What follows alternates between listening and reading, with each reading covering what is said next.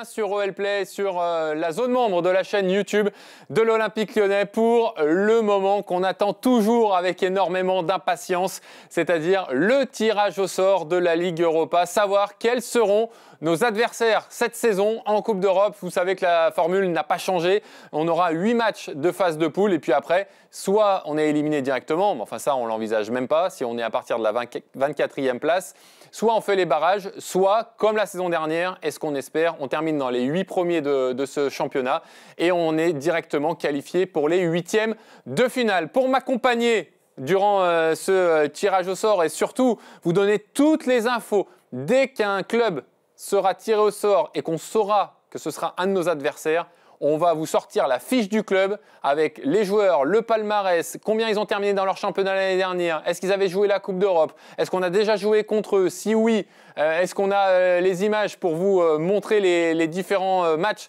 et les dernières confrontations en Coupe d'Europe contre ce club-là. Bref, pour tout savoir, ce sera avec monsieur Mickaël Mouton. Salut Mickaël, comment ça va? Ça va très bien, bonjour à toutes et à tous. Puis ravi de retrouver le plateau, ravi voilà, d'avoir cette excitation avant la Ligue Europa, de connaître nos adversaires, nos 8 adversaires que l'on va affronter cette saison. Et toi, tu as le sourire parce que Mickaël, je vais vous expliquer comment ça se passe, c'est l'envoyé spécial à chaque fois d'OL Play à l'extérieur. Donc en fait, là, lui, il est tranquillement en train de se dire, dans 3 quarts d'heure, je vais savoir où est-ce que je vais aller cette année, tranquille. Est-ce que je vais aller à Stuttgart? Est-ce que je vais aller à Athènes pour le Panathinaikos? Est-ce que je vais aller à Midtjylland au Danemark? Est-ce que je vais aller à Porto, à Rome? Voilà, toi, tu as la belle vie, hein, Mickaël Mouton. Toi, tu as la belle vie. J'ai déjà noté quelques petits endroits où j'aimerais faire. Tiens, allez, comme ça, si tu m'en donnes un ou deux que tu espères. Malmö. Ouais, Malmö. En plus, c'est bien parce que ça ne fera pas partie des destinations les plus compliquées sportivement non plus. Donc, si on peut te faire plaisir et qu'a priori, on puisse avoir un tirage abordable, c'est très bien. Midtjylland, dans le Midtjylland au Danemark, bien sûr. Au Danemark, ça peut être sympa. Ouais. Dans le pot 2, j'ai noté Braga. Oui, Braga, ouais. Joli stade, Portugal, il fera chaud. Et puis dans le 1, allez, pourquoi pas Salzbourg ou le Betis Séville. C'est ce que je te propose, Mickaël. D'abord, c'est de regarder une petite photo de ce trophée. Ce trophée-là, il est beau, ce petit trophée. Regarde-le. On va le voir dans quelques secondes. L'année dernière, on s'était arrêté en quart de finale et on aimerait bien aller un petit peu plus loin quand même cette année, bien évidemment, pour une équipe de l'OL qui ne va pas forcément faire partie des favoris cette saison, mais en même temps qui fera partie des gros outsiders, on va dire. Oui, on est quand même l'une des équipes qui fait peur, j'ai envie de dire, dans ces adversaires-là. Alors forcément, il y a la Roma, il y a Porto, il y a même Lille qui peut paraître comme un sérieux... Aston Villa. Exactement, oui, j'ai oublié Aston Villa parce qu'ils ne sont pas dans le chapeau 1. Oui. Mais c'est un des adversaires, voire même peut-être le plus redoutable. Mais bon voilà, on se rappelle de notre parcours l'an dernier où on se voyait même aller un peu plus loin dans ce match contre Manchester qui nous reste un petit peu en travers de la gorge.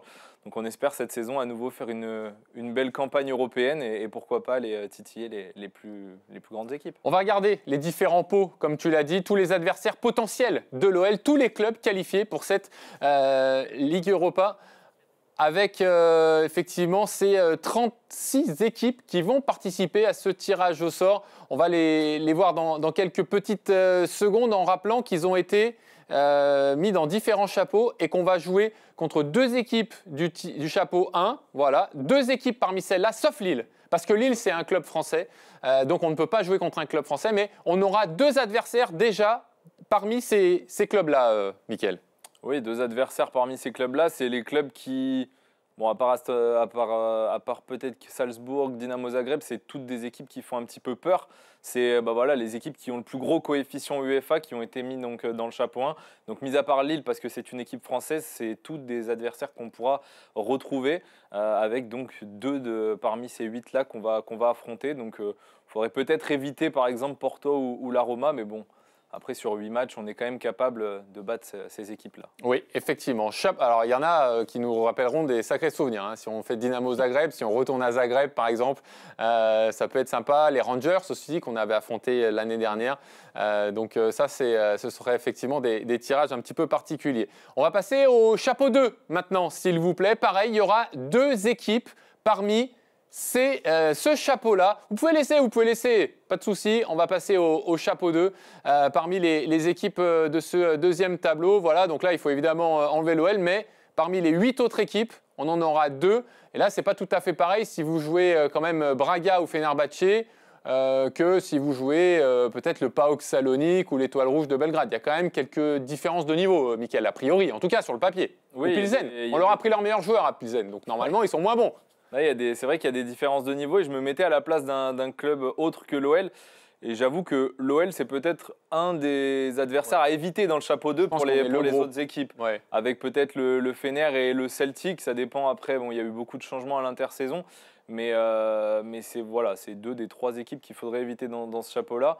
Sinon, voilà, il y a des beaux déplacements du côté du PAOK Salonique, du côté de Braga ou encore du côté du Maccabi Tel Aviv. Je suis en train de surveiller le tirage au sort. Vous inquiétez pas, ça n'a pour l'instant pas encore commencé. Évidemment, vous savez, ça discute beaucoup. Il y en a un qui arrive, il y a une interview. Bon, bref, c'est pour ça qu'on préfère vous montrer les différents adversaires potentiels et notamment sur le chapeau 3 maintenant. On va regarder le 3e pot avec là aussi encore 9 équipes, mais dans ces 9, il y a Nice, donc on ne peut en affronter que 8. Et là aussi, il y aura 2 adversaires parmi ceux-là. Là aussi, c'est pas pareil. Si tu joues contre Ludogorets, qu'on a battu, enfin l'année dernière, on a fait un but partout, mais bon, on sait que c'était en fin de parcours, qu'on était déjà qualifié. Ou si tu joues contre Nottingham Forest, par exemple. Là, ça peut être du lourd. Ou Fribourg en Allemagne. Ouais, pour moi, il y a 2 équipes là dans ce chapeau 3 qu'il faudrait un petit peu éviter. C'est surtout Nottingham et Fribourg parce que c'est 2 grosses formations européennes et notamment Nottingham en première ligue avec un effectif plutôt conséquent. Exactement. Et puis le dernier chapeau dans quelques secondes qui va apparaître. Voilà, merci à Alexis Kinigopoulos et à Pierre Veneziani en régie. Alors là, chapeau 4, pour moi, c'est là où il y a le plus de différence. Parce que si tu joues contre Brandbergen, Go Ahead Eagles d'un côté ou Bologne, Stuttgart, Celta Vigo, alors là, c'est pas du tout la même adversité. Hein. Oui, c'est vrai qu'on retrouve Bologne et Stuttgart qui avaient fait des beaux parcours l'année dernière en Ligue des Champions. Et à côté de ça, il y a des équipes qui sont très peu habituées des Coupes d'Europe comme Brann ou Go Ahead Eagles. Donc il y a une belle disparité dans ce chapeau 4, mais il y a encore une fois des belles équipes et on peut avoir des gros adversaires même dans le chapeau 4. Merci beaucoup à la régie pour tous ces chapeaux. On va discuter un petit peu avec Mickaël Mouton. Ça vous laisse le temps de charger les différents tableaux et adversaires pour la suite parce qu'il y en a beaucoup. En fait, il y a 33 adversaires potentiels parce qu'en tout, il y a 36 équipes dans cette Ligue Europa. Mais il faut enlever évidemment l'OL, on ne va pas jouer contre nous-mêmes. Il faut enlever Lille et Nice, Mickaël. Donc on a 33 adversaires potentiels et dans une demi-heure à peine, on en aura 8 qui seront tirés au sort et on saura ça. Et juste après, je le dis, parce que dès la fin de cette émission, on ira au GOLTC pour suivre la conférence de presse de Paulo Fonseca qui réagira au tirage au sort de cette Ligue Europa, puis qui évoquera le mercato et il évoquera aussi le match contre Marseille dimanche. Donc voilà, restez bien avec nous parce que ça va être très très riche ce programme. Aujourd'hui, Mickaël, on a vu les différentes équipes. Il y en a qui sont quand même assez particuliers parce qu'il y en a qu'on a déjà affrontés plusieurs fois. Je pense aux Rangers, je pense à Fenerbahçe, je pense à Bucarest aussi, le Steaua Bucarest. Donc ça, c'est vrai que c'est un peu particulier. Puis il y en a qu'on n'a jamais affronté du tout. Oui, il y a des équipes où on pourra voir d'ailleurs tout à l'heure des images si on tombe contre ces équipes-là, notamment également le FC Porto. Mais il y a d'autres équipes qu'on pourrait découvrir, par exemple Braga, Midtjylland, des équipes comme ça, où on n'a jamais joué. Donc on n'aura aucune référence, j'ai envie de dire, même si les références des autres matchs sont plutôt anciennes. Effectivement. Allez, le tirage au sort, je suis en train de regarder. Ils sont en train quand même de se mettre en place petit à petit du côté du siège non pas du siège de l'UEFA, parce que là, on n'est pas à Nyon. Hein, c'est à Monaco. Il y a eu le tirage au sort de la Ligue des Champions hier. Et cette fois-ci, c'est le tirage de la Ligue Europa, puis de la Ligue Europa Conférence aussi, qui aura lieu juste après le nôtre. Est-ce qu'on peut avoir peut-être le calendrier pour que vous ayez en tête les différentes dates de cette Ligue Europa? En tout cas, ça va commencer très vite. Ça commence dans moins d'un mois, Mickaël. Ça commence fin septembre pour la toute première journée. Oui, on a déjà hâte d'y être, hein, dans un mois tout pile, quasiment. Donc ça va arriver très très vite. Donc après ce beau début de championnat pour les Lyonnais, il va falloir rapidement se mettre dans le bain. Ça s'était plutôt bien passé la saison dernière, donc on espère qu'à nouveau cette saison, on commencera de la meilleure des manières. Premier match, 24 ou 25 septembre, parce que pour la première journée, ça va être sur 2 jours. Voilà, merci, vous êtes formidable en régie. Ce sera mercredi ou jeudi. Ensuite, deuxième journée, le 2 octobre. Troisième journée le 23 octobre, la quatrième journée le 6 novembre, la cinquième le 27 novembre, puis le 11 décembre. Et puis comme l'année dernière, il y aura 2 matchs ensuite en janvier, après la trêve hivernale. Alors on espère qu'on sera déjà bien placé et que ce sera simplement pour finaliser notre qualification dans les 8 premiers pour le 22 janvier et le 29 janvier, avant peut-être les barrages et j'espère moi directement les huitièmes de finale pour l'Olympique Lyonnais. Rappelez-vous, l'année dernière, on avait terminé dans les 8 premiers, donc on avait joué directement contre le FCSB, qui est l'ex-Steaua Bucarest en huitièmes de finale, avant, vous le savez, de jouer contre Manchester United. En quart de finale, Mickaël, quand on voit ce calendrier, en plus du championnat, ça va être comme l'année dernière, ça va être très dense. C'est vrai qu'on était resté sur 3 ans sans Coupe d'Europe, j'allais dire malheureusement, du côté de l'OL. Et puis l'année dernière, on a retrouvé ce rythme-là. On sait que des matchs tous les 3 jours, ça s'enchaîne. Et c'est pour ça qu'on aura besoin de bien commencer la compétition. Parce que si à un moment ou à un autre, on peut faire tourner un petit peu, on l'avait fait notamment à Hoffenheim avant le derby, par exemple, ou à d'autres moments, c'est quand même important. Oui, c'est vrai que l'année dernière, on avait pu faire tourner à certains moments, ce qui avait permis de réguler les organismes pour certains, d'être frais pour le championnat. Parce qu'on l'a vu, notamment fin janvier, là, 2 matchs en une semaine, le 22 puis le 29, sans compter les matchs de championnat. Donc c'est vrai que ça va s'enchaîner très rapidement et il va falloir que les organismes soient prêts parce que ça s'enchaîne très rapidement. Ça s'enchaîne très rapidement aussi du côté de Monaco. On ne va pas tarder, j'imagine, maintenant à faire appel à ces fameux invités qui vont être chargés du tirage au sort dans quelques petites secondes. Mickaël, qui dit Ligue Europa quand même, on va en dire un mot avant que le tirage ne commence là vraiment dans quelques secondes. On est resté quand même sur le 17 avril. Et je ne sais pas toi, mais moi, 5 mois après, j'ai toujours pas digéré. C'est évidemment Old Trafford, Manchester United, c'était terrible. C'est terrible. Moi, en plus, j'étais sur place, malheureusement, et je pense que de supporters et même d'amateurs de foot, c'est le plus grand traumatisme que j'ai vécu parce qu'on s'y voyait déjà face à Manchester avec cette défaite 5-4 après prolongation. Et malheureusement, on est resté éliminé en quart de finale alors qu'on aurait vraiment pu aller plus loin. Et quand on voit le niveau de la finale notamment, je pense que ce trophée-là, je ne vais pas dire qu'il nous tendait les bras, mais en tout cas, on était légitime à soulever ce trophée et on s'est arrêté en quart de finale. Tu veux que je te dise, Mickaël, on a préparé, évidemment, parce qu'on s'était dit, le dernier match de Ligue Europa, c'était Manchester, c'était Old Trafford. On avait préparé les images pour vous remettre un peu dans le contexte. J'ai même pas envie de les diffuser. En fait, ça me fait encore trop mal. Non, mais sincèrement, j'ai pas envie de les revoir. Je pense qu'on les a tous dans la tête. Je pense que c'est pas la peine qu'on les envoie. Je pense que tout le monde sait très bien de quoi on parle. Ou alors on s'arrête à 4-2. Ouais, ou alors on s'arrête à 4-2. T'as raison. Mais bon, ça on n'avait pas prévu. Mais c'est vrai que c'est terrible. C'est comme Milan. C'est comme le PSV en 2005, pardon. C'est comme Milan en 2006. Voilà, il y a des moments comme ça où ça fait encore mal. Milan et PSV, même 20 ans après, ça fait encore mal de le voir. Et alors Old Trafford, 5 mois après, je te dis même pas. Et c'est aussi comme ça qu'on construit quelque part son amour pour son club, parce que c'est des fois des très hauts, parfois des très bas, mais c'est vrai que c'est dur. C'est dur de se remémorer ces moments-là quand même. Oui, c'est sûr que c'est un match qu'on n'oubliera pas. Il y en a qu'on n'oublie pas parce qu'ils ont été fantastiques, extraordinaires au niveau du résultat. Celui-là, on ne l'oubliera pas et j'ai envie de dire qu'on n'oubliera pas même la semaine entière parce que le dimanche qui a suivi, on le sait tous, on a perdu ce derby à Saint-Etienne. Donc c'est vrai que ça a été une semaine qui a fait basculer les choses la saison dernière, dans le mauvais côté malheureusement.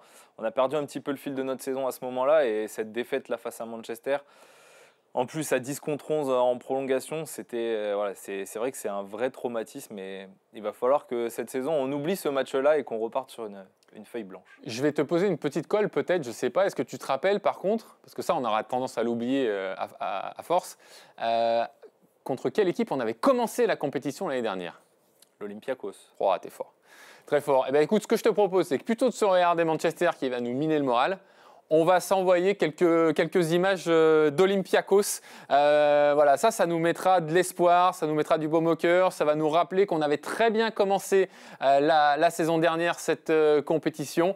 On s'était imposé 2-0 contre l'Olympiakos grâce à des buts de Ryan Cherki et de Saïd Benrahma. On va les voir dans quelques secondes. Merci beaucoup à la régie. Voilà, et tu vois, je préfère revoir ça.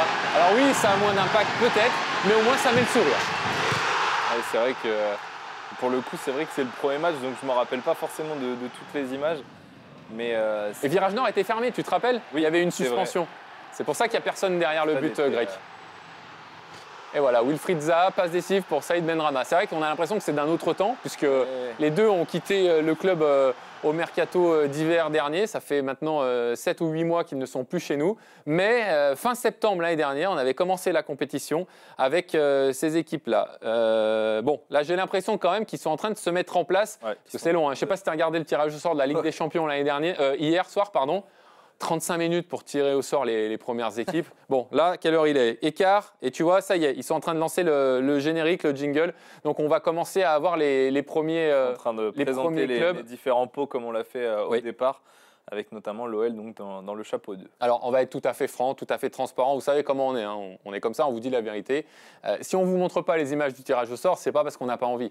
En fait, c'est juste qu'il faut que c'est réservé aux détenteurs de droits. Donc, pour vous la faire courte, c'est ceux qui payent. Donc, on a évidemment envoyé un mail à l'UEFA. On leur a demandé quand même, malgré tout, si on ne pouvait pas avoir une dérogation. Ils nous ont dit non. On a dit, ouais, mais si on diffuse un petit peu en différé de quelques minutes, non. Donc, bon, en gros, c'était non. On a essayé. On a été un peu lourd. On a réessayé. On a renvoyé plein de messages. On a essayé au maximum. Ils n'ont pas voulu. Voilà pourquoi, avec Mickaël, on est en train de regarder. Mais vous inquiétez pas. Dès qu'il y a un club tiré au sort qui concerne l'OL, eh bien forcément que vous serez au courant et on rebondira. Mickaël, par exemple, tiens, si on prend la Roma, un exemple, parce que c'est le premier sur ma feuille, la Roma, c'est quand même une équipe qu'on a déjà affrontée 4 fois et c'est surtout un gros morceau de cette Ligue Europa. Ça pourrait faire partie des sacrées affiches qu'on pourrait voir au Groupama Stadium ou alors un super déplacement au Stadio Olimpico. Oui, pour moi, ça fait partie des 4 grosses équipes que je mets devant avec le FC Porto, Nottingham Forest et Aston Villa. Mais oui, l'AS Rome, c'est clairement c'est une ambiance mythique, c'est un des plus gros clubs d'Italie. Pour nous, c'est de très beaux souvenirs avec notamment ce but d'Alexandre Lacazette qui restera dans les mémoires. Mais évidemment, que ce soit à domicile ou à l'extérieur, ce serait une très très belle affiche d'Europa League. Donc pourquoi pas avoir un tirage un peu mitigé avec, je pense notamment à l'Olympique de Marseille, leur tirage en Ligue des Champions hier, où ils ont de très très grosses affiches avec Liverpool et le Real Madrid, mais ils ont également des matchs à leur hauteur, à leur niveau. Donc voilà, ça serait bien d'avoir un tirage un petit peu comme ça, avec des équipes où... Bon, je ne vais pas dire qu'on est quasiment assuré d'avoir les 3 points, mais on partirait largement favori.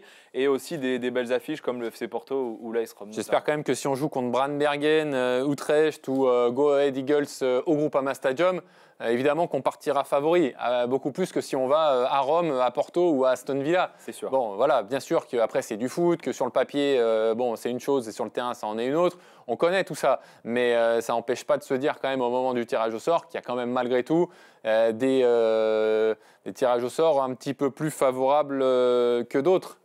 Fatalement, l'un des plus durs, on l'a dit, ce serait d'avoir par exemple la Roma et Aston Villa dans le chapeau 1, ce serait d'avoir par exemple Fenerbahçe et Braga dans le chapeau 2, ce serait d'avoir Nottingham Forest et Sturm Graz dans le chapeau 3 ou Fribourg qui est une très très bonne équipe allemande. Et puis dans le chapeau 4, on l'a dit, c'est absolument Bologne, Stuttgart et le Celta Vigo qu'il faudra éviter en priorité. Mickaël, je sais que toi, tu regardes des matchs tout le temps, de partout. Donc, je sais que tu auras beaucoup de choses à nous dire. Par exemple, si je te dis Brandbergen, est-ce que tu es capable tout de suite de me dire quelque chose sur Brandbergen? Alors, Brann, c'est surtout connu pour l'équipe féminine qui performe énormément. Après, chez les hommes, c'est pas la grosse équipe, c'est la plus petite équipe de cette Ligue Europa. Le plus petit coefficient UEFA, effectivement. On rappelle, pardon, je te coupe pour ceux qui nous regardent, le coefficient UEFA, il est basé sur les 5 dernières années, c'est-à-dire et en fonction de tes résultats.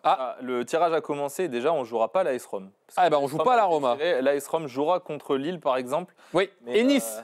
En fait, contre Nice, ils vont jouer contre les 2 autres clubs français, donc pas contre nous. D'ailleurs, il faut rappeler qu'on ne peut pas affronter plus de 2 adversaires du même pays dans cette Ligue Europa. Donc je ne sais pas si c'est possible avec les tirages au sort qu'il y a là, mais Mais la Roma, en tout cas, on ne vous montrera pas forcément les images, revoir le but de Lacazette, le but de Tolisso, le but de Fekir, ce fameux 4-2, Mohamed Salah qui était venu marquer ce 4-2, ce match exceptionnel ici au Groupama Stadium. On les avait affrontés en Ligue des Champions aussi. Il ne jouera pas le FC Porto non plus, puisque Porto vient d'être retiré et jouera à Nice. Donc Nice, pour l'instant, vont affronter Nice Rome et et Porto. En fait, c'était exactement ce qu'on disait qu'on ne voulait pas, c'est-à-dire affronter les deux plus gros, Porto et la Roma, ou presque en tout cas, parce qu'il y a aussi Aston Villa. Mais donc, c'est tombé sur Nice. Moi, j'ai l'impression qu'on va jouer sur les Rangers. Je ne sais pas pourquoi.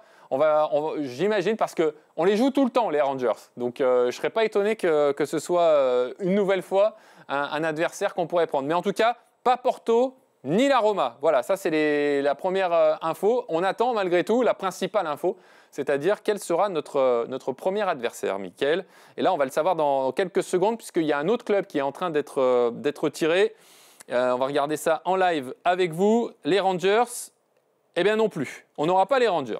Bon. On est dans ce tirage au sort, parce que pour l'instant, on n'a pas été tiré au sort une seule fois.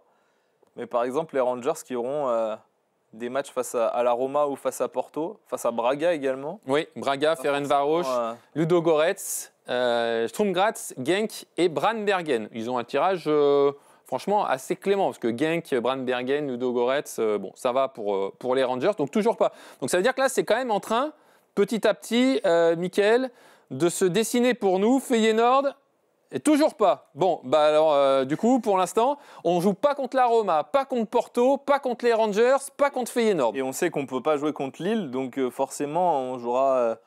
ça va se jouer entre Zagreb, Betis, Salzbourg ou Aston Villa. Exactement, Salzbourg, Betis Séville ou Aston Villa. Voilà, là, on va savoir dans quelques secondes quel sera notre adversaire et nos deux premiers adversaires. On va les avoir quasiment coup sur coup, hein, tu vas voir. Oui, je pense que ça va arriver assez rapidement. Je pense, et puis on va savoir... là, c'est Lille. Donc là, c'est Lille qui va jouer contre Zagreb, la Roma, le PAOK Salonique, l'Étoile Rouge Belgrade, Fribourg, Berne, Brandbergen et le Celta Vigo. Ça va pour Lille. Je pense que Lille... Disons que c'est équilibré. Il y a des grosses équipes, mais ils peuvent largement s'en sortir, sachant que quand on regarde, j'ai l'impression que tout le monde est capable de battre tout le monde. Enfin, en tout cas, Lille, comme nous, on est capable de battre n'importe quelle équipe, mais il y a des équipes dont il faut se méfier, évidemment. Exactement. Bon, c'est bon pour... on connaît le tirage de Lille, de Feyenoord, des Rangers, de Porto, de la Roma, mais... Pour l'instant, on ne connaît toujours pas un seul adversaire qui nous concerne. Ce sera toujours pas le Dynamo Zagreb. Pas Zagreb. Oh non, je serais bien retourné à Zagreb avec le petit 7-1. Ça aurait fait quand même des souvenirs fantastiques. Donc là, ça veut dire qu'on aura soit le Betis, on aura forcément deux parmi le Betis, Salzbourg et Aston Villa. Oui. Donc on peut avoir Betis, Aston Villa. C'est deux grosses. Et ce sera de la nouveauté parce que Salzbourg, on les a jamais joués. Aston Villa, on les a jamais joués. Et le Betis, une seule fois. Une seule fois, c'était en 2013. Donc le Betis Séville, voilà le premier match. Ce sera du coup à Séville. À Séville, ouais. Ce sera à Séville. Alors ça, c'est le premier match. On va demander à la régie si vous avez un petit tableau à nous montrer du Betis Séville. Merci, vous êtes impeccable. L'année dernière, 6e du championnat d'Espagne. Finaliste de la Ligue Europa Conférence. Défaite 4-1 face à Chelsea, mais ça a longtemps été très très serré. Chelsea qui s'était détaché en fin de match. Et on va recevoir Salzbourg. Je te coupe, voilà. Ça vient de tomber. Donc on va aller au Betis Séville, on reçoit Salzbourg. Franchement, pour l'instant, on va pas trop se plaindre du tirage au sort, Mickaël, parce que ça aurait pu être Porto, ça aurait pu être la Roma, ça aurait pu être Aston Villa. On a Betis Séville et Salzbourg. C'est pas facile, mais c'est pas ce qu'il y a de plus dur. Et on doit rivaliser les yeux dans les yeux avec ces équipes-là. Oui, franchement, le Betis Séville, c'est au-dessus de Salzbourg, c'est une belle équipe. Mais en plus, là, ils ont perdu leurs meilleurs joueurs. Donc, à voir quand est-ce qu'on va les jouer, puisque Isco est blessé. Mais on voyait dans les joueurs, il y a également Giovanni Lo Celso, l'ancien du Paris Saint-Germain, qui joue là-bas. C'est une grosse équipe. Maintenant, on peut les regarder largement dans les yeux. On sera même peut-être favori, on verra. Et, pour l'instant, ils ont fait un début de championnat mi-figue mi-raisin, si je peux dire. Ils ont fait un partout à Elche.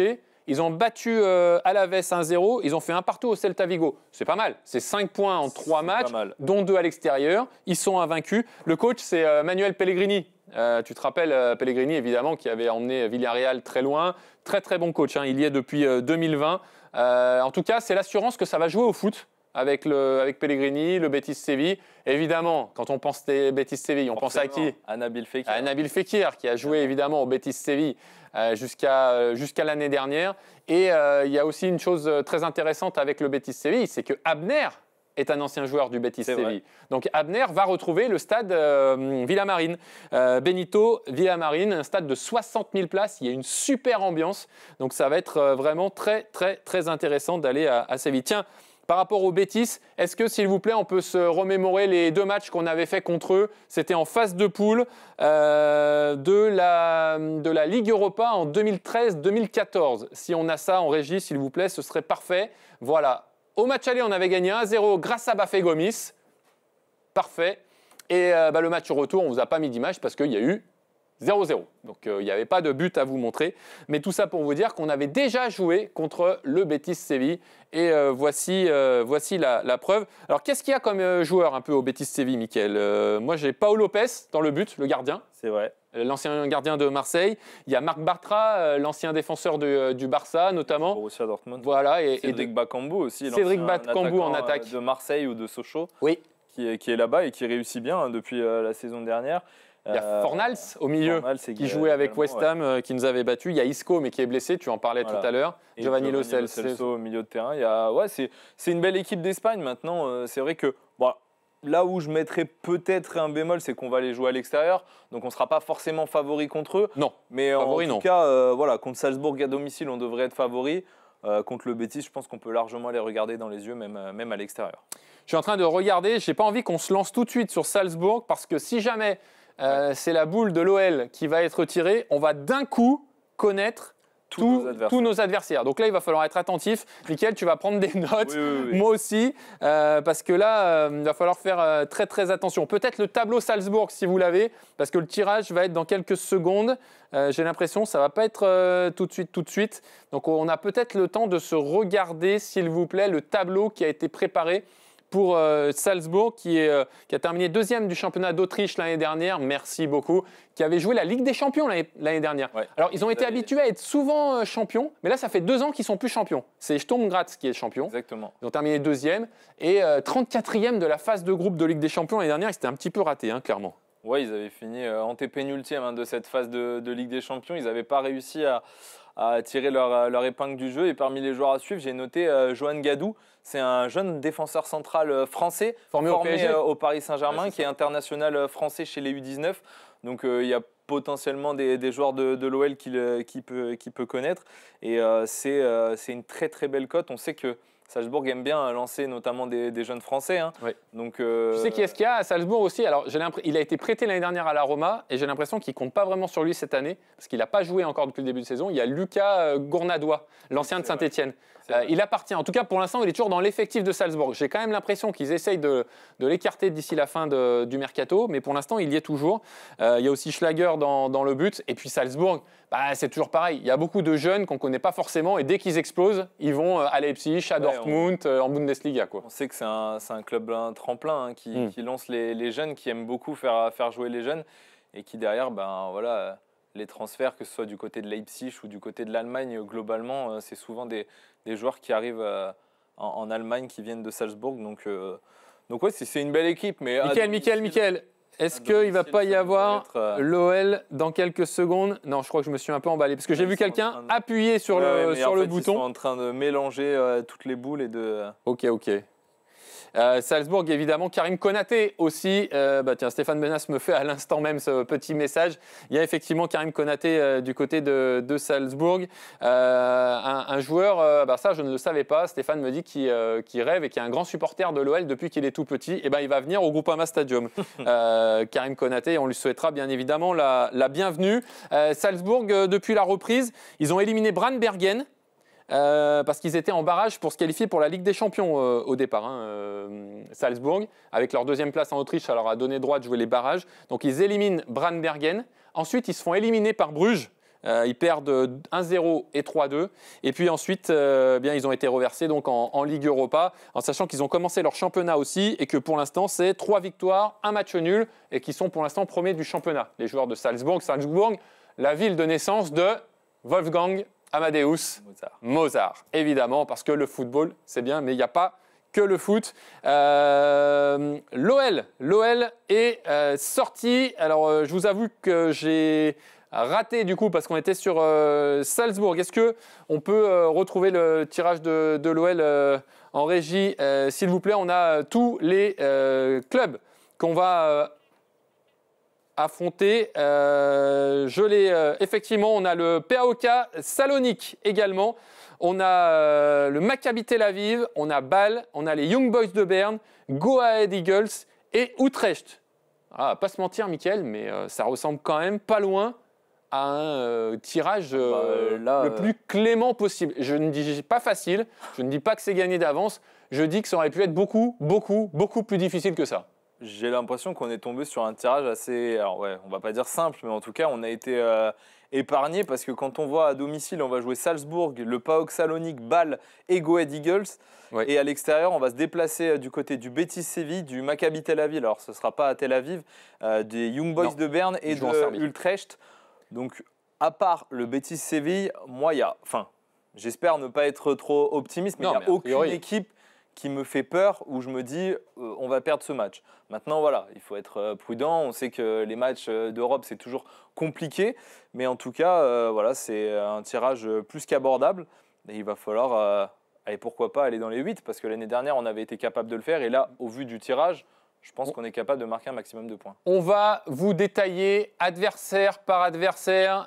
Qu'est-ce qu'ils font, qu'est-ce qu'ils ont fait, quels sont leurs meilleurs joueurs, est-ce qu'on a déjà joué contre eux? On sera peut-être interrompu par la conférence de presse de Paulo Fonseca. Mais bon, ça, c'est normal. Il débriefera le tirage au sort et on reviendra si on n'a pas terminé cette émission. Donc, Mickaël, on sait, Betis Séville, on en a parlé. Salzbourg, on en a parlé. On va donc recevoir le PAOK Salonique. Ça va faire plaisir à Alexis Kinigopoulos, qui est le responsable des community managers à l'Olympique Lyonnais. Mais par contre, on va les recevoir. Donc, on ne va pas aller à Thessalonique, en Grèce. On les recevra donc du côté du Groupama Stadium. Dès que vous avez la petite fiche du PAOK, n'hésitez pas à la mettre en régie, s'il vous plaît, en sachant que l'année dernière, ils ont terminé 3e, Mickaël, du championnat de Grèce et qu'ils étaient allés jusqu'en barrage de la Ligue Europa. Mais barrage, tu sais, pour te qualifier pour les 8e de finale. Exactement. Et ils avaient perdu contre le Steaua Bucarest, qu'on avait affroncé juste après. Rappelle-toi, au tirage au sort, on se disait on va jouer soit contre Bucarest, soit contre le PAOK. Et finalement, c'était le Steaua qui avait battu le PAOK Salonique avec Razvan Luchescu, le coach, qui est le fils de la légende Luchescu, qui a notamment entraîné longtemps du côté de Donetsk. Voilà, merci pour l'affiche. On va retrouver un ancien Lyonnais là-bas. Exactement. On va retrouver Dejan Lovren. Exactement. Dejan Lovren qui effectivement joue au PAOK depuis qu'il est parti d'ailleurs de chez nous. Hein. C'est vrai, et qu'il évolue là-bas en tant que défenseur central, son poste, et qu'on va retrouver. J'ai noté un autre joueur à suivre, Giannis Constantelias. C'est un petit peu... c'est la pépite. Joueur phare, voilà. Ouais. C'est leur pépite, tout jeune joueur qui évolue là-bas et qui est vraiment leur pépite au milieu de terrain. C'est un peu leur Ryan Cherki, j'ai envie de dire, le joueur un petit peu technique qui apporte toute cette fougue au milieu de terrain. Un adversaire qu'on a donc affronté à 2 reprises, mais dans les années 70, si je dis pas de bêtises. C'était en 8e de finale de la Coupe des Coupes en 1973. Voilà. Et figure-toi qu'on avait fait 3 buts partout à Gerland. Et on avait perdu 4-0 au retour à Salonique. Donc on avait été éliminé et Stéphane Benas, encore indispensable, Stéphane, me glisse dans l'oreillette que Bernard Lacombe avait marqué un but exceptionnel au match aller lors du 3 buts partout contre le PAOK Salonique. J'en profite, petite parenthèse, puisqu'on parle de monsieur Bernard Lacombe, la légende de l'OL, qu'un hommage évidemment lui sera rendu lors du match contre Marseille dimanche. On y reviendra bien évidemment, mais c'était important de le souligner. Donc on a le Betis à l'extérieur, on reçoit Salzbourg, on reçoit le PAOK Salonique, on ira aussi du côté du Maccabi Tel Aviv. Alors là, ce sera sur terrain neutre, Mickaël, parce que le Maccabi Tel Aviv, évidemment, tu connais la situation géopolitique en Israël. Donc il n'y a pas de match organisé de football international en Israël. Donc les matchs sont délocalisés et ils jouent en Serbie. À la TSC Arena en Serbie. Exactement, ils jouent à la TSC Arena. Je vois que tu as bien préparé toi aussi à Baka Topola, pour être tout à fait précis. Champion d'Israël. 29e l'année dernière de la phase de groupe de Ligue Europa. Donc une équipe a priori, d'autant qu'ils n'ont pas révolutionné le mercato, hein, ils n'ont pas révolutionné l'effectif cet été. Donc a priori, c'est une équipe qui devrait nous être largement abordable. Oui, même à l'extérieur et surtout en plus sur terrain neutre, c'est un adversaire qu'on peut largement battre. Avec un joueur qui sort un petit peu plus du lot, c'est Elad Madmon qui est international israélien, voilà, qui est un petit peu le joueur phare de cette équipe, mais sinon il n'y a pas de joueur qu'on connaît. Il y en a un, Monsieur Mouton, il y en a un. Ah, peut-être. Il y en a un, il s'appelle Issouf Sissoko et il a été formé et il a joué à Bordeaux un petit peu en Ligue 2 et il est aujourd'hui au Maccabi Tel Aviv. Alors pour ta défense, parler qu'on connaît, voilà, c'est le grand public. Évidemment. Après, effectivement. Pour le grand public, effectivement, c'est pas forcément celui qu'on connaît le plus. Est-ce que, j'ai pas tout à fait entendu, est-ce que Paulo Fonseca va arriver en conférence de presse ou est-ce qu'on a encore un peu de temps ? Il arrive. Donc on va tout de suite se couper et on se retrouve après la conf de presse du coach pour continuer à débriefer ce tirage au sort. Bon, visiblement, il y a encore un peu de temps. Je pensais qu'il est arrivé, on me dit il va arriver. Donc on va pouvoir développer. Par exemple, le Maccabi Tel Aviv. Ils étaient en barrage pour se qualifier pour la Ligue des Champions. Ils se sont fait éliminer au premier tour par des Chypriotes de Paphos. Un but partout. Puis défaite 1-0. Ils ont été reversés donc pour les barrages de Ligue Europa. Et là, ils ont été capables d'éliminer Amroun, un club de Malte. Puis, par contre, là, c'est quand même un peu mieux. Ils ont éliminé le Dynamo Kiev quand même. Donc ça, c'est pas mal. Ils ont gagné 3-1 au match aller. Ils n'ont perdu que 1-0 au match retour. Donc, ils se sont qualifiés contre le Dynamo Kiev. Donc, ils sont dans cette phase de groupe de Ligue Europa. Après, comme on l'a dit, Michael, ce n'est pas non plus un ogre. 5e adversaire, on l'a dit, on va aller au Betis Séville, on va recevoir Salzbourg, recevoir le PAOK Salonique, se déplacer en Serbie pour affronter le Maccabi Tel Aviv. Ça, c'est pas dans l'ordre, hein. On saura dimanche l'ordre des matchs. L'UEFA nous donnera ça que dimanche. Mais je vous donne l'ordre comme ça des adversaires tels qu'ils sont tombés. On va recevoir Bâle aussi. Alors là, pour le coup, ce sera presque un derby à l'échelle européenne, puisque Bâle, évidemment, vous le savez, c'est un club suisse. Paulo Fonseca arrive cette fois-ci. On coupe et on parle de Bâle, de Berne, de Go Ahead Eagles et d'Utrecht juste après. La conf de presse du coach, c'est maintenant. On a 2 clubs des Pays-Bas, 2 clubs suisses. Bah pour la...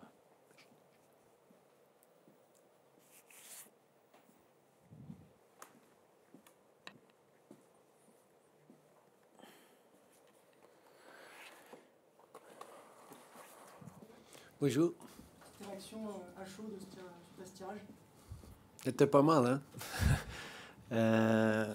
Non, je ne connais toutes les équipes bien, mais je pense que nous avons des équipes fortes, mais je pense que ne jouez pas contre les meilleures équipes. Je dois être honnête et je pense que c'était bon pour nous. Quelles ambitions vous avez dans cette compétition?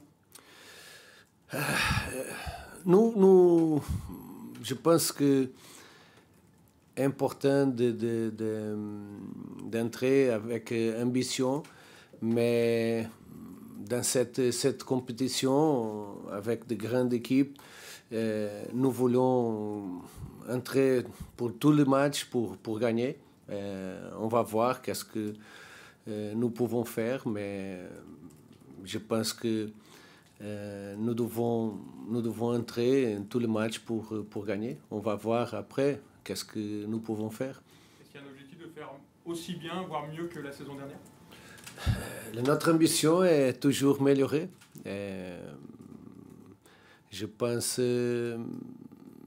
que c'est pas facile de gagner une compétition comme Europa League, mais nous voulons améliorer. On ne sait pas encore comment l'effectif sera définitivement fermé dans quelques jours. Est-ce que l'Europa League peut servir à faire jouer parfois quelques jeunes si l'adversaire le permet? On va voir. Pour les développer. On va voir. Le moment, si nous avons cette possibilité, Je pense que sont des moments où nous avons beaucoup de matchs. Peut-être sera aussi une opportunité pour faire jouer tous les joueurs. Mais pendant le moment, pendant le match, on va voir. Comment se passent ces dernières heures de mercato? C'est toujours difficile. Nous savons que ces jours sont difficiles, mais je suis tranquille. Nous savons la réalité des clubs et j'attends tranquillement les derniers jours.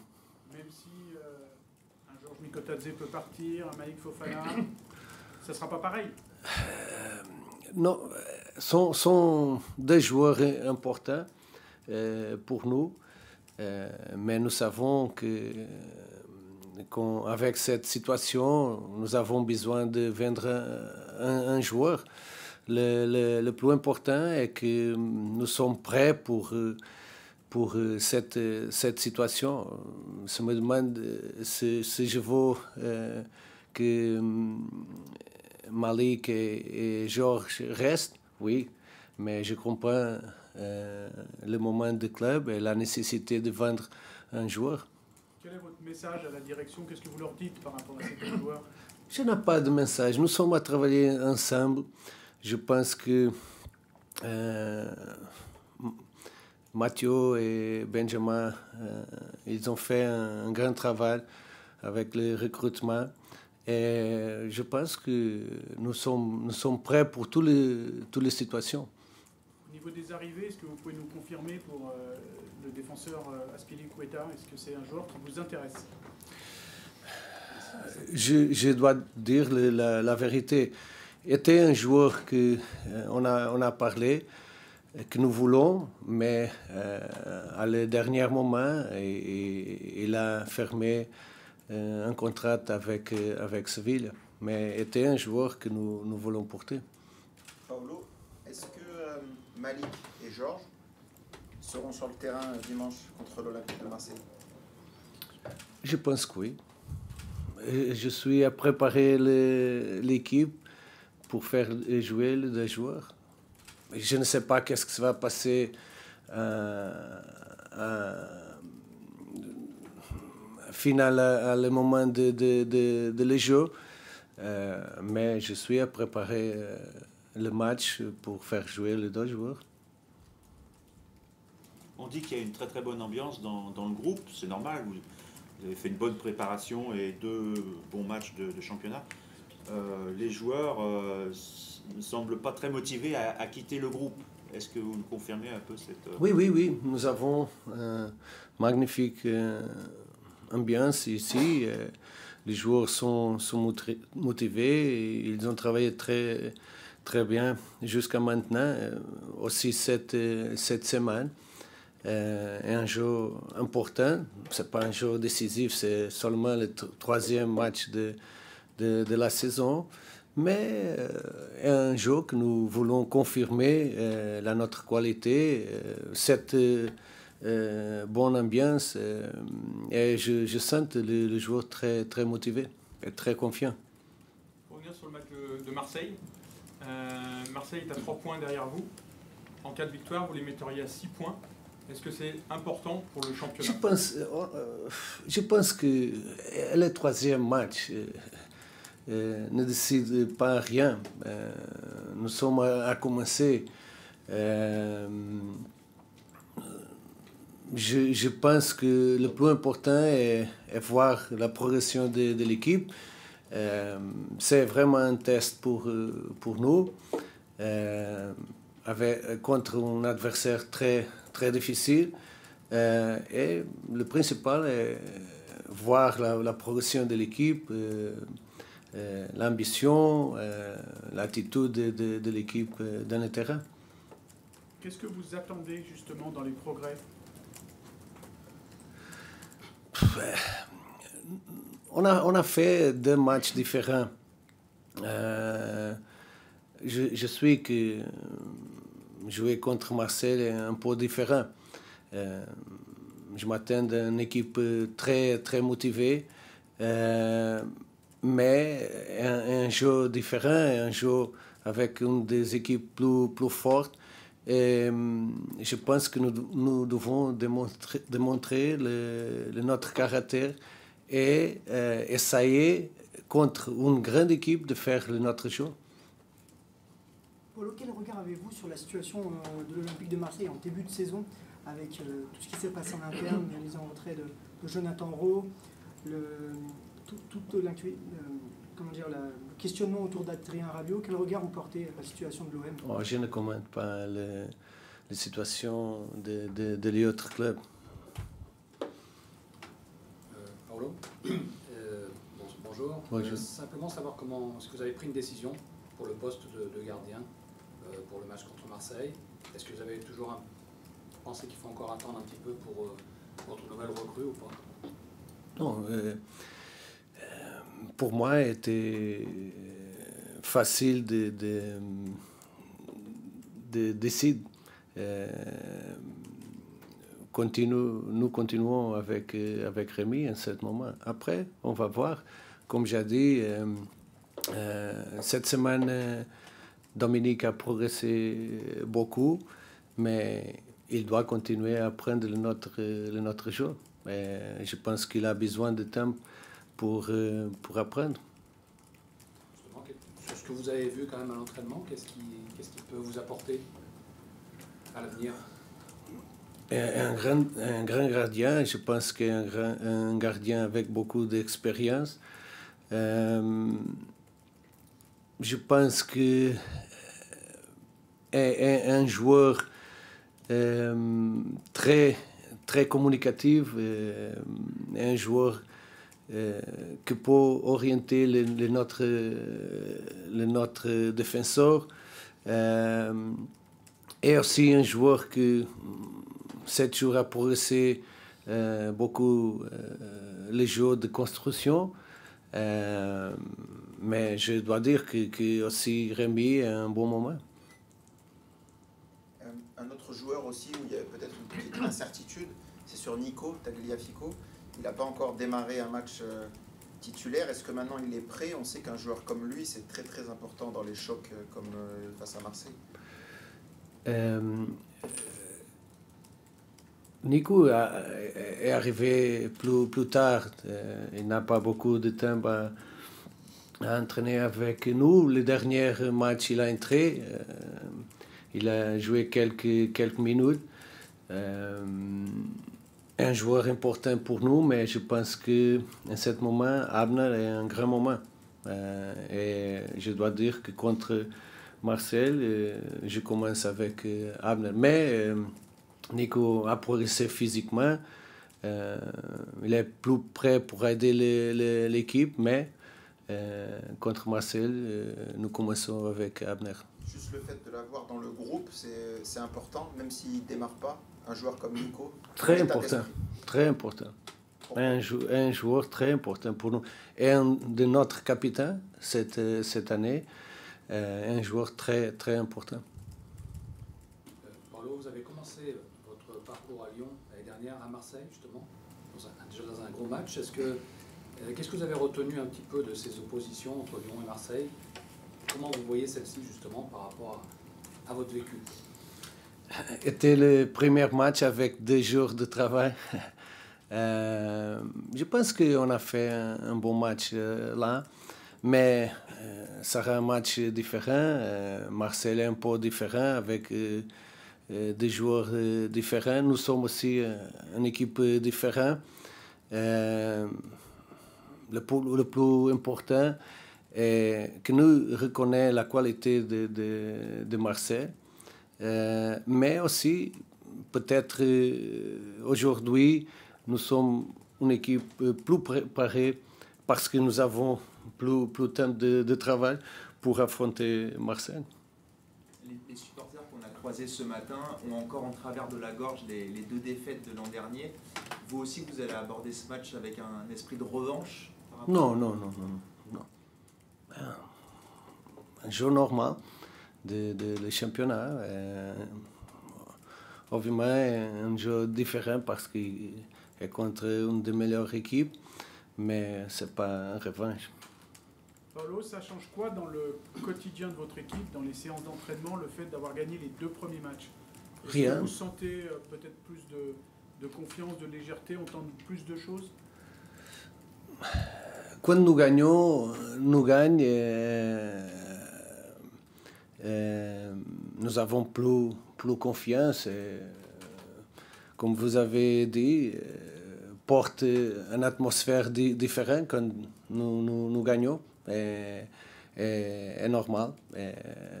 Je suis obviamente très content, mais nous commençons maintenant. Nous avons beaucoup de championnats et é important avoir l'équilibre pour penser seulement à chaque match.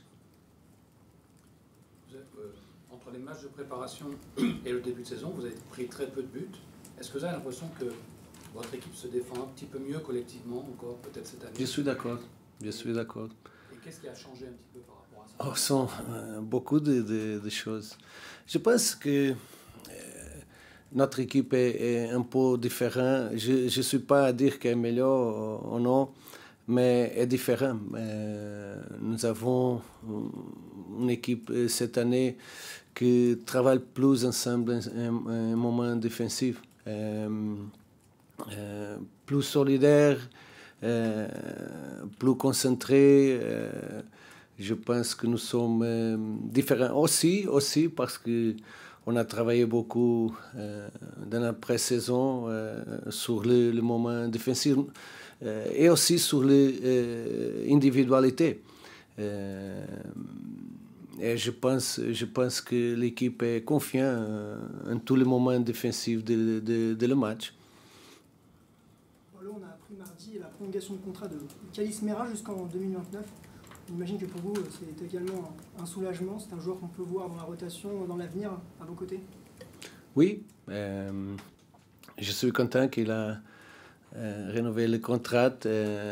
Un joueur qui mérite, un joueur de futur, un joueur avec beaucoup de qualité qui doit continuer à progresser. Mais un jeune joueur avec beaucoup de courage. Nous pouvons voir le dernier match, il a entré très bien, très bien. Je suis très content avec la progression de Kalisz. Pour finir, excuse-moi, il y a des choses plus importantes que le football. Et je voudrais adresser un message à Tanguy, notre supporter qui atteint d'une maladie incurable. Ce sont des situations comme ces qui remettent la vie en perspective.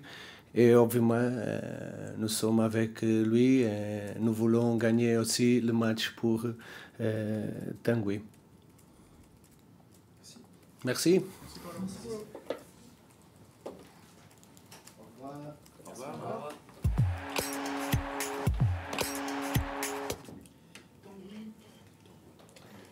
De retour pour continuer à parler de nos adversaires en Ligue Europa, bien évidemment, vous le savez, on en a parlé tout à l'heure. On connaît donc nos adversaires pour cette saison en Ligue Europa. Mickaël, ce que je te propose déjà, c'est qu'on les récapitule dans un premier temps. On va faire ça ensemble, tranquillement. On va donc jouer contre Salzbourg. On va jouer également du côté du Betis Séville. Ensuite, on aura le Maccabi Tel Aviv. On aura également le PAOK Salonique. Dans le chapeau 3, on aura 2 confrontations contre les Suisses, le FC Bâle et les Young Boys de Berne. Et puis pour le chapeau 4, ce sont 2 confrontations, décidément, avec 2 équipes néerlandaises, Go Ahead Eagles et Utrecht. Ça fait bien 4 matchs à l'extérieur, 4 à domicile. Voilà, c'est même beaucoup plus précis maintenant. On ne sait pas encore à quel moment on jouera contre chacune des équipes. Ce qu'on sait, c'est qu'on ira à Séville, on ira à en Serbie pour affronter le Maccabi Tel Aviv, qui joue sur terrain neutre pour les raisons que tout le monde connaît bien. On aura également un déplacement à Berne, qui est un habitué de la Ligue des Champions, on va le voir. Et puis on ira à Utrecht, aux Pays-Bas. Et je sais que tu es extrêmement déçu parce qu'on va recevoir Go Ahead Eagles, et on en parlera dans quelques secondes parce que je sais que tu aurais aimé y aller, ou plus exactement y retourner. On aura également une réception du FC Bâle, la réception du PAOK Salonique. Dejan Lovren va revenir nous voir au Groupama Stadium, et ça va faire extrêmement plaisir. Et puis on recevra le Red Bull Salzbourg avec Konaté, on le disait. Dejan Lovren et Xherdan Shaqiri qui reviendra nous voir également avec le FC Bâle. Exactement. Et Ruben Kluivert, lui, va aller à Utrecht, là où il a été formé. Exactement, entre 2018 et 2023, on en parlera tout à l'heure. Exactement. Donc là, franchement, il y a plein de belles petites histoires. Tout à l'heure, en première partie, on vous a parlé du Betis Séville, on vous a parlé du PAOK Salonique, on vous a parlé de Salzbourg et on avait parlé du Maccabi Tel Aviv. Maintenant, on va regarder les 4 autres équipes. Mickaël, si tu veux bien, on va commencer par Bâle. Bâle qui a fait une super saison dernière. Ils ont été champions de Suisse et ils ont gagné la Coupe de Suisse. Oui, c'est simple, ils ont tout raflé. C'est vrai que d'habitude, c'est plus les Young Boys de Berne qui dominent un petit peu le championnat ces dernières saisons là-bas. Ben là, le FC Bâle a tout raflé avec un joueur à suivre forcément, notre ancien joueur, Xherdan Shaqiri. Et c'est un club qu'on n'a encore jamais affronté en compétition officielle. Donc voilà, ça va être un match sympathique, c'est à domicile, c'est chez nous. Donc on va recevoir le FC Bâle et ce sera une grande première. Et on va recevoir Xherdan Shaqiri, tu le disais, ça c'est sympa. Est-ce que tu connais le coach de Bâle, qui est un ancien joueur, il n'a jamais joué en France, mais un international suisse francophone, Ludovic Magnin? Ludovic Magnin, on l'avait affronté quand il jouait au Werder Brême, notamment. Ludovic Magnin qui a pris cet été la suite de Fabio Celestini, qui est parti sur le doublé Coupe Championnat. Donc Ludovic Magnin a pris la suite. Une équipe qui avait quand même réussi à faire demi-finale de Ligue Europa en 2013, demi-finale de Ligue Europa Conférence il y a 2 ans, en 2023. Donc ils sont quand même habitués à aller loin généralement en Coupe d'Europe, les joueurs de Bâle. Mohamed Salah était passé par Bâle avant d'aller à la Roma, rappelle-toi. En fait, il a fait Bâle, la Roma, Liverpool, Mohamed Salah. Donc il y a parfois des bons joueurs, ils arrivent à avoir des jeunes, donc attention, on sera favori bien sûr, mais c'est une équipe qui donc aura quand même des atouts à faire valoir. On parle évidemment de Xherdan Shaqiri, parce que c'est celui qu'on connaît le mieux, il a joué ici. Ils ont aussi Léo Leroy, l'ancien joueur de Montpellier, qui fait partie de l'effectif. Et on n'a jamais joué dans notre histoire contre le FC Bâle. Ce sera donc une grande nouveauté. D'un Suisse à un autre, d'un club suisse à un autre, Mickaël, on va évoquer maintenant les Young Boys de Berne. Là aussi, on n'a jamais joué contre eux dans notre histoire. Et là aussi, il y a la petite fiche qui va apparaître pour vous montrer que l'année dernière, les Young Boys, ils n'ont terminé que 3e du championnat de Suisse. Pour eux, c'est une vraie contre-performance. Oui, c'est vrai, ils sont habitués à être champions ou au pire 2e. Là, ils ont terminé 3e du championnat de Suisse. Ils ont fait également la Ligue des Champions. Et c'est eux qui ont malheureusement terminé dernier de la phase de Ligue de la Ligue des Champions. Ils ont complètement raté. Après, bon là, c'était 8 matchs poussé aussi, mais c'est vrai qu'ils... 8 matchs, 8 défaites. 0 points. Ils ont perdu les 8 matchs l'année dernière en Ligue des Champions. Franchement, ils ont raté leur saison. Ils ont tout perdu en Ligue des Champions. Ils ont terminé 3e du championnat. Mais attention, ça, c'était l'année dernière. Ça ne veut pas dire que cette année, ce sera la même chose. D'ailleurs, ils sont plutôt bien partis pour l'instant parce qu'ils ont été capables d'éliminer Bratislava, par exemple, en barrage. Donc, j'ai l'impression qu'ils se sont remis un peu la tête à l'endroit. En tout cas en Ligue Europa, mais c'est vrai qu'en championnat cette saison, pour l'instant, 4 matchs, une seule victoire, 2 matchs nuls, une défaite. C'est pas, quand on sait que c'est l'une des équipes phares de ce championnat, pour l'instant ils ont assez mal démarré. Et un joueur à suivre qu'on connaît dans le championnat de France, Ryan Raveloson, l'ancien joueur d'Auxerre, qui joue là-bas du côté des Young Boys de Berne. Donc c'est un joueur qu'on va retrouver. Mais moi j'en ai d'autres, j'ai Loris Benito qui a joué à Bordeaux un petit peu, qui est là-bas. On a, il y a Adjam aussi, Adjam qui a joué au Paris FC, qui a joué à Nantes ensuite, latéral gauche, qui joue maintenant effectivement aux Young Boys de Berne. Il y a Edimilson Fernandez qui a été prêté à Brest l'année dernière, qui est maintenant aux Young Boys de Berne. Il y a Chris Bedia, l'ancien avant-centre de Sochaux, qui est avant-centre du côté de Berne. Et puis Alan Virginius, l'ancien joueur de Sochaux, l'ancien joueur de Lille également, qui joue maintenant du côté des Young Boys de Berne. Et là aussi, on l'a dit, Mickaël, on n'a jamais joué contre les Young Boys de Berne. Ce sera donc une grande première dans l'histoire, pourtant riche, l'histoire européenne de l'Olympique Lyonnais. Il faudra aller au Wankdorf le stade des Young Boys de Berne, 31 000 places. Voilà. Mais en tout cas, ça nous fera un déplacement vraiment pas loin. Je pense que c'est même plus près que si on allait à Brest. Il faudrait regarder ça, mais à vol d'oiseau, je pense que de Lyon, Berne est plus près que Brest. Donc, bon, a priori, ça nous fatiguera pas trop. C'est pas comme d'aller à Istanbul l'année dernière pour jouer contre le Fenerbahçe ou Karabag, rappelle-toi, où on était parti très tôt et rentré très tard. Globalement, sur les matchs à l'extérieur, on a été gâtés parce que, bon, alors certes, Séville, c'est tout en bas de l'Espagne, mais c'est quand même un pays frontalier. Oui. On a Berne et Utrecht, et après, bon, le plus loin, c'est Tel Aviv où on va jouer en Serbie. On va jouer en Serbie, donc c'est pas non plus le bout du monde. Mais c'est pas, voilà, on a évité les pires, c'est vrai qu'on aurait pu jouer beaucoup plus loin. Oui, et justement, je reprends ma fiche parce que c'est à Baka Topola, très exactement, que devrait jouer normalement le Maccabi Tel Aviv, ces matchs de groupe. C'est à 1 heure de Belgrade. Donc, ce n'est pas non plus le bout du monde. 1 heure de Belgrade, ça se fait quand même très rapidement en avion. Donc, pour l'instant, effectivement, c'est vrai qu'on a été épargné à la fois sportivement, parce que les adversaires sont, voilà, on les revoit, pas les plus complexes par rapport à ce qu'on aurait pu avoir. Aston Villa, la Roma, Porto, Nottingham Forest. On aurait pu avoir des plus gros adversaires que ça. Et puis en termes de déplacement, donc franchement, pour l'instant, on s'en sort plutôt bien. Après, il faudra valider ça sur le terrain, bien sûr. C'est sûr, mais quand on regarde les différents chapeaux et qu'on regarde les pires qu'on aurait pu affronter dans chaque chapeau, je trouve qu'on s'en sort assez bien. À part dans le chapeau 1, où on était obligé de tirer une grosse équipe, en l'occurrence là, le Betis Séville. Dans le chapeau 2, on s'en sort bien, on évite Fenerbahçe, on évite Braga, on évite même le Celtic. Dans le chapeau 3, on a évité Fribourg, on a évité Nottingham, on a évité même des équipes un petit peu plus piégeuses comme des déplacements à Midtjylland, etc. Et dans le chapeau 3, on évite Bologne, on évite Vigo, on évite Stuttgart. Donc globalement, c'est vrai qu'on a un tirage plutôt favorable, plutôt clément pour les Lyonnais. Effectivement, merci beaucoup Mickaël pour cette petite analyse. Il nous reste donc 2 clubs. Allez, on va garder celui que tu préfères pour la fin, si tu veux. Ton petit club chouchou que tu es le seul en France, je pense, à suivre. Go Ahead Eagles, tu nous expliqueras pourquoi. Mais avant ça, on va parler d'Utrecht parce qu'on a des choses à dire sur Utrecht. Il faudra aller là-bas. Utrecht, c'est pas très loin, c'est à peu près sur la même ligne que Dortmund. C'est pas très loin de la frontière allemande, c'est pas très loin de Rotterdam. C'est plutôt dans le nord des Pays-Bas. Oui, c'est ça, c'est dans le nord des Pays-Bas.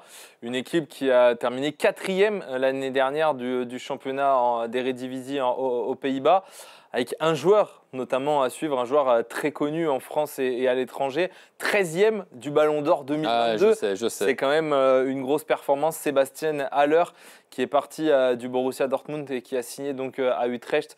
Lui qui avait connu une grande ascension et notamment à l'Ajax Amsterdam et au Borussia Dortmund ses débuts avant d'avoir malheureusement d'être atteint d'un cancer des testicules. Et depuis, bon, c'est un petit peu plus compliqué pour l'attaquant ivoirien, mais voilà, ça reste un joueur de trempe internationale. Donc une équipe d'Utrecht, bon, où on sera forcément favori, mais il y a 2-3 petits joueurs intéressants, il faudra faire attention malgré tout. Oui, effectivement. Il y a Johan Katlin aussi, qui est passé par Lorient notamment, qui a été formé à Rennes, qui est actuellement blessé, mais qui fait partie en tout cas de l'effectif de Utrecht. Il faudra y aller au stadion. Désolé pour ceux qui parlent couramment le néerlandais, ce qui n'est pas mon cas. Le stadion Galgenwaard, qui fait à peu près 24 000 places. Donc effectivement, ce sera sympa. Et tu sais, les Pays-Bas sont juste derrière la France pour l'indice UEFA. Nous, on aura un rôle à jouer, parce qu'on va jouer à Utrecht et on va recevoir Go Ahead Eagles. Donc c'est vrai. Faudra gagner aussi par rapport à ça, même si ce n'est pas notre priorité, mais du coup, ça servira aussi. Ce qui servira les intérêts de l'OL servira les intérêts du foot français. Donc, comme ça, au moins, on fera d'une pierre 2 coups. Et puis donc, non, juste Utrecht, très très important. Tu l'as dit, club formateur de Ruben Kluivert. Ah oui, c'est vrai, pardon. Eh oui, ça c'est important. On l'a dit tout à l'heure, mais... On l'a dit tout à l'heure, mais on va le redire quand même. Il a été formé pendant quasiment toute sa formation à Utrecht. Oui, il a été à part son club jeune, mais il est arrivé en 2018 à Utrecht. Il est reparti en 2023 après avoir fait toutes ses classes en U19 puis en U21 dans l'équipe réserve, avant de jouer en équipe professionnelle et avant de voguer vers d'autres contrées ensuite, mais voilà, c'est son club formateur. J'imagine que pour lui, on lui posera sûrement la question, mais ça risque d'être un match spécial. Et on peut imaginer peut-être qu'il joue si c'est en fin de phase de ligue. Donc voilà, ça sera un match spécial pour lui face à son club formateur. C'est toujours sympa de jouer face au club dans lequel on a été formé.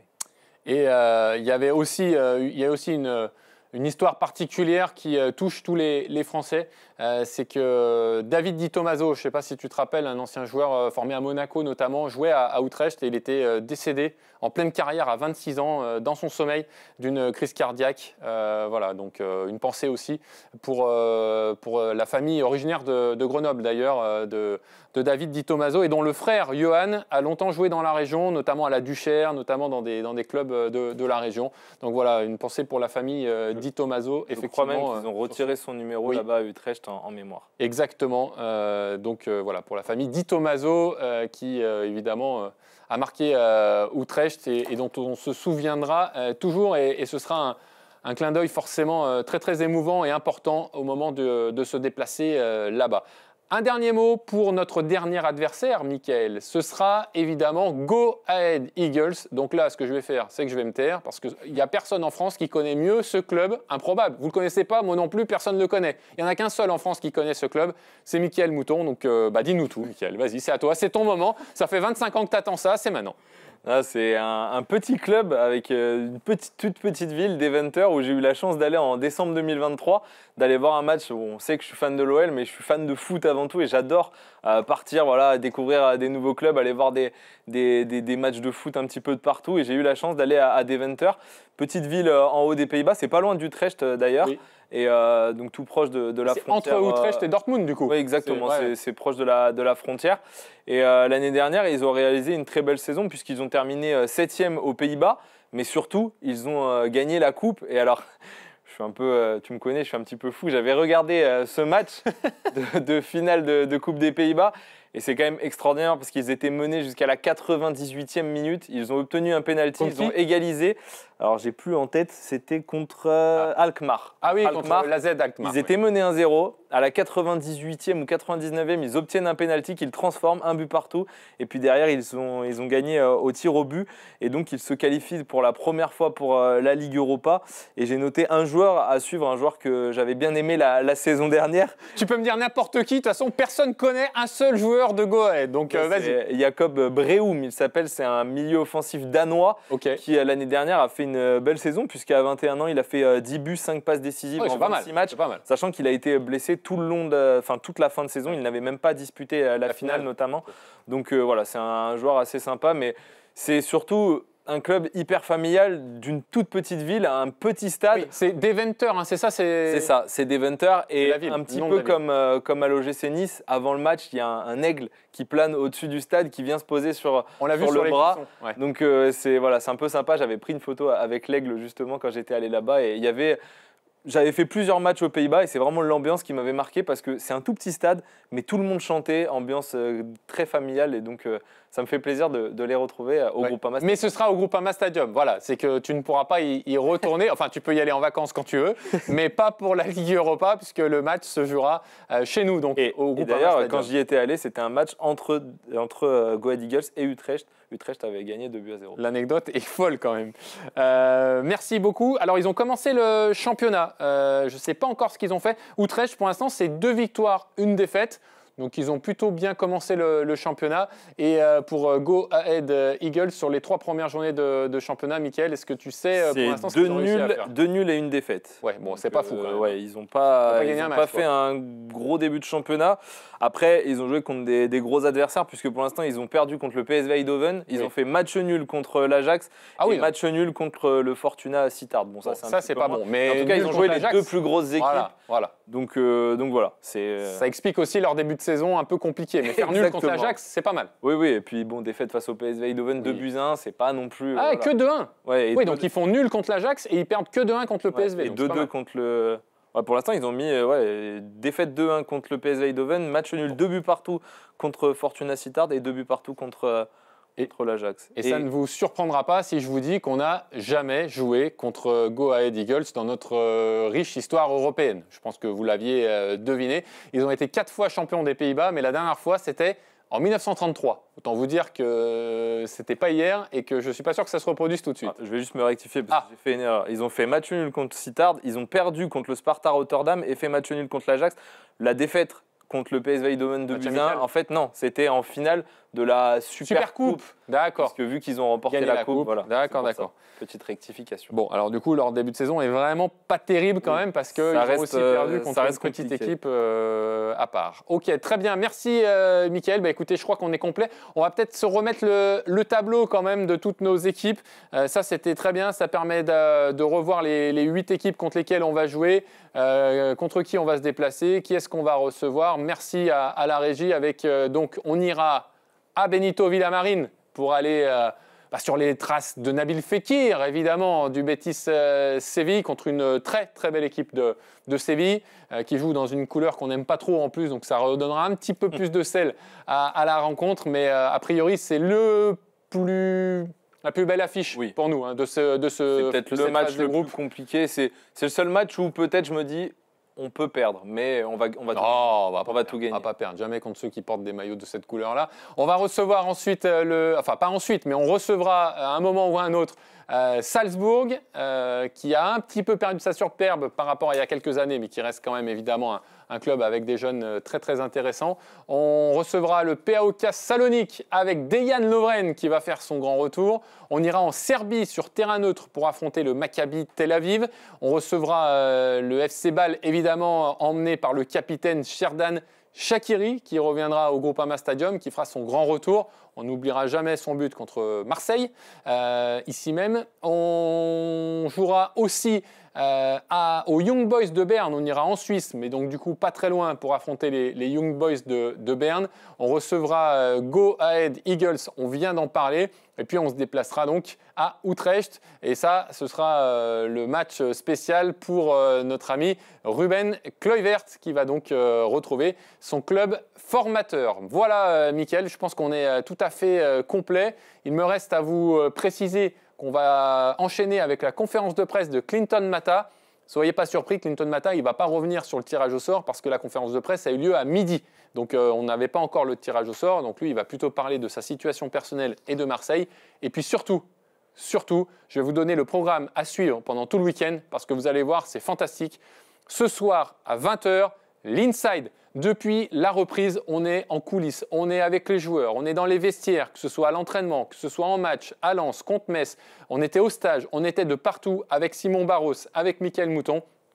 Et on va vous proposer un documentaire exceptionnel avec Michel Kang qui s'adresse aux joueurs quand on est sauvé par la DNCG, avec Paulo Fonseca et Mathieu Louis-Jean qui s'étaient exprimés eux devant le groupe avant qu'on sache qu'on soit repêché en Ligue 1. À ce moment-là, il était encore en Ligue 2 provisoirement et il s'était adressé au groupe. Qu'est-ce qu'il leur avait dit? Vous saurez tout ce soir à 20h. Vous aurez aussi les coulisses du match à Lens et vous verrez les discours de Moussa Niakhaté et de Corentin Tolisso avant le match. Vous verrez combien les Lyonnais étaient heureux avec la rage à la fin du match dans les vestiaires. Bref, on a des images fantastiques. C'est ce soir à 20h. Soyez bien sur OL Play et soyez bien sur la zone membre de la chaîne YouTube de l'Olympique Lyonnais. Demain, 13h, le match des filles.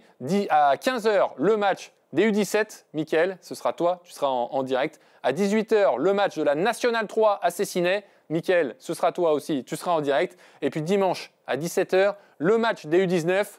Ce sera en différé, mais c'est Mickaël, il sera encore là. Et à partir de 20h15, l'avant-match OL Marseille, on vous filmera tout l'échauffement. Vous vous mettez devant la télé, c'est comme si vous étiez au stade. Vous aurez tout l'échauffement de l'Olympique Lyonnais avec toutes les infos, avec la compo, avec les explications de Georges Massiel. Si vous n'avez pas compris qu'il faut rester sur OL Play et sur la zone membre de la chaîne YouTube de l'Olympique Lyonnais, là on ne peut plus rien faire pour vous. À ce soir, 20h pour l'Inside et tout de suite c'est la conf de presse de Clinton Mata. Salut à tous.